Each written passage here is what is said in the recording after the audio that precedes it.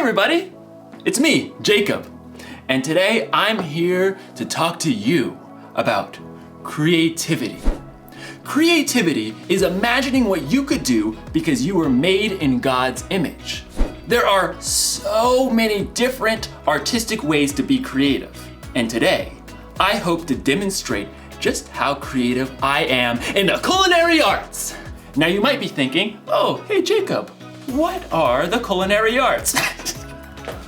And that's totally okay because I had to look it up too. I had no idea. So allow me to elucidate. I had to look that word up too. Okay. Basically it's this.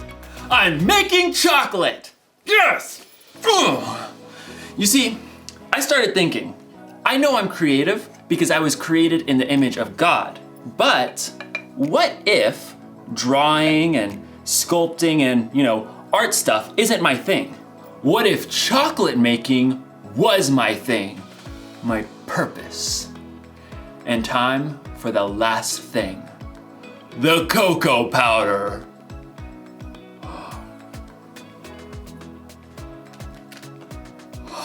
In my research, I learned that chocolate comes from a bean that grows from the cacao tree, which technically means that chocolate's a vegetable. True story. Oh, this looks so good. Bon appetit. That is so good. I think I've really discovered what my purpose is. Chocolatey goodness. It's like in today's story. God had a purpose for a woman named Esther, and you're going to find out if she discovered her purpose before it was too late. Time to check the old recipe book. Oh, let's see. Chill for 4 hours. Chill for 4 hours. No, I'm kidding, obviously. It means to put it in the freezer. Just, duh. I had to look it up. And I spent 2 hours in the freezer before I realized that it meant the chocolate and not me.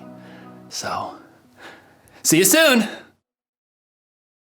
The Bible. It's 66 books of history, stories, letters, and poetry that fit together to form God's one big story. The epic adventure of how He created us and loves us so much that He made a way to rescue us. As we travel through the Bible, from Genesis to Revelation, we discover people who met God and found their lives changed forever. Now, for an amazing story. Inspired by the Book of Esther. Esther was the queen of Persia.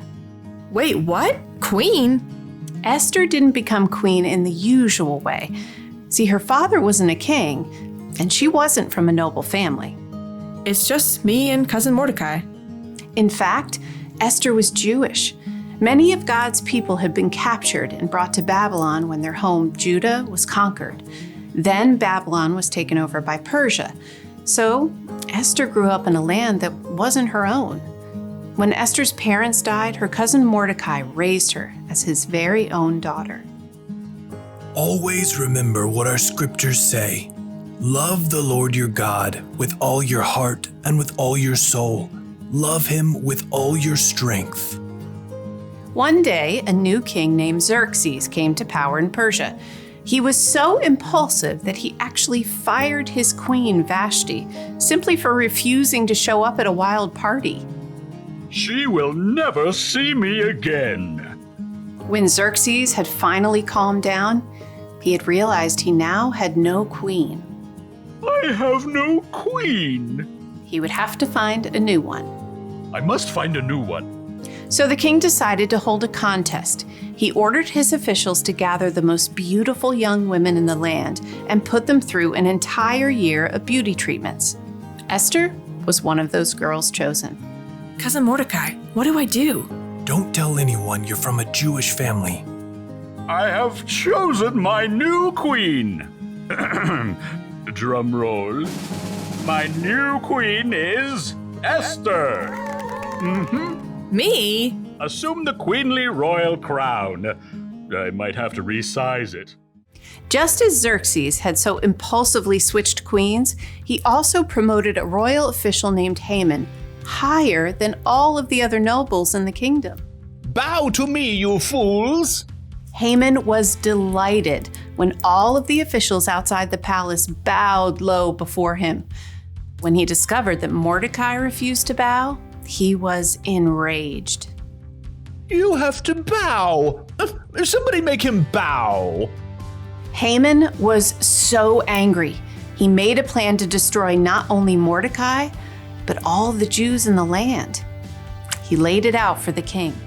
Your Majesty, these Jews live differently than everyone else. They don't obey your laws. Fiddlesticks! That's just wrong. Precisely. Give the order to destroy them. Consider it done. Xerxes agreed to the terrible decree. Messengers took the letter all over the kingdom. Hear ye, hear ye. On the 13th day of the 12th month, all Jews are to be killed. Hear ye, hear ye. When Mordecai and the other Jews discovered the horrible news, they dressed in rough clothing and wept bitterly. Mordecai sent a message to Esther in the palace, telling her what Haman had done. You must ask the king to save our people. Esther was devastated. She sent a response to her cousin. No one can come before the king unless he sends for them. If I do it, I'll die, unless he reaches out his gold scepter to me. Mordecai sent his answer right back. You may not escape, even though you're queen. Who knows? It's possible that you became queen for just a time like this. He's right. Here, tell this to Mordecai. Gather all the Jews. Don't eat anything for 3 days. I and my servants will fast too. Then I'll go to the king. Esther faced an impossible dilemma, but she took 3 days to prepare her heart and her mind. Bring my most beautiful royal robes. Heart racing, Esther entered the throne room. Across the long hall, she saw the king seated high on the throne. Breathless, she waited for him to see her. Please, please, please. The king looked up, his dark eyes locked on Esther's face. And then he smiled. He reached out his golden scepter. Thank God. What is it, Queen Esther? I'll give you anything, up to half my kingdom. Esther could have made her request right away, but she knew she would have a better chance if she made the king curious. King Xerxes, if it pleases you, come to a feast I prepared today. Oh, and bring Haman. Consider it done. Esther created an elaborate feast for the king and his number 2 official. Look at me, you peasants, invited to the queen's banquet. At the meal, King Xerxes once again tried to discover what Esther wanted. I'll give you anything, up to half my kingdom. Once again, Esther held her ground and waited for the perfect moment. I'd like you and Haman to come to another feast tomorrow. Then I'll answer your question. The king agreed, and Haman spent the whole evening bragging to all of his friends. You guys, the queen thinks I am the bomb. But the second feast was a different story. As before, Esther prepared an incredible meal. Both Haman and the king were quick to dig in. What do you want me to do for you? I'll give you up to half my kingdom. Esther took a deep breath. Something told her this was the right moment. Your Majesty, let me live. Please spare my people. We have been sold to be destroyed. Haman paled and choked on his fillet, but the king's face flushed red with rage. Who is the man who has dared to do such a thing? Esther turned her gaze on Haman. Haman is the one. In a panic, Haman threw himself at the queen. Totally didn't mean it. Please, please, please let me live. You dare attack the queen? Take him away. That very night, Haman was killed, and the king created a new order that would allow the Jews to be saved. We will celebrate this day with great joy. God had given Esther a surprising position in a foreign nation, and when the time was right, she would use all she had been given to save her people.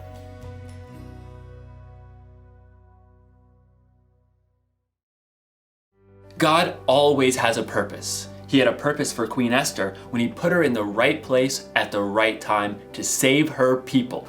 He had a purpose when he sent Jesus to pay for the sins of the world. And here's something you may not know. God made you for a purpose. It's true. Now, you may not have to save a bunch of people from total destruction. I don't know, or maybe you will. Who knows what God has planned for you? But I do know God has a plan and a purpose for your life, whether it be big or small. So think about it. What's your purpose? Is there something you like to do more than anything else? Like baking, or organizing, or juggling. Maybe what you like to do has something to do with your purpose. Or what about this? Is there something that you care about more than anything else? Like animals, or taking care of people, or keeping the planet clean? Maybe those things have something to do with your purpose. Whatever it is, here's the one thing to remember. God created you for a purpose. Actually, I think it would be safe to say purposes. Maybe it's something giant, like Esther, or maybe something simple, like chocolates. Didn't get it. So close, gonna keep trying. Yes! Purpose!